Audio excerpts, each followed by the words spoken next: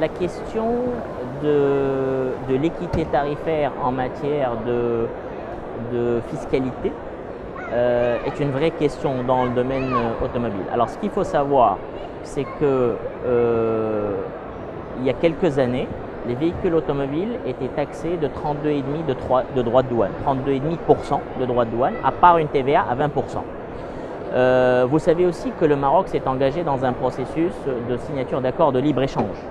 Et donc, en vertu de ces accords, les droits de douane ont baissé progressivement de 32,5% jusqu'à arriver à 0%.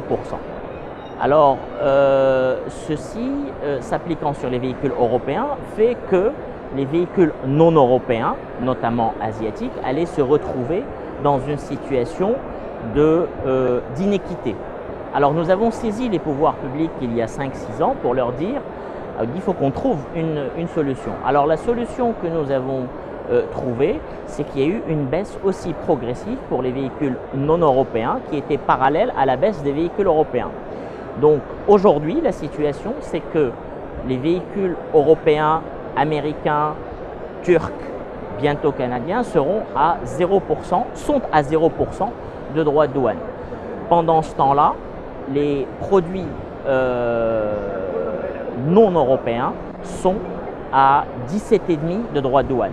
Nous pensons aujourd'hui, et nous l'avons défendu dans le cadre du GIVET, qui est le groupement des importateurs asiatiques de véhicules automobiles pour l'équité tarifaire, nous avons demandé 10%.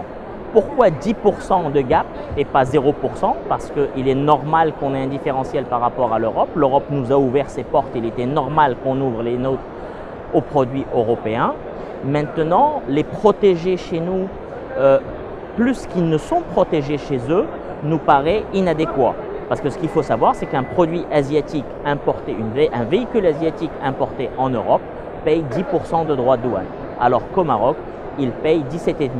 Nous avons grand espoir que nous serons davantage écoutés par notre ministère de tutelle afin de pouvoir réduire ce taux de 17,5% à 10% dans les mois, voire années.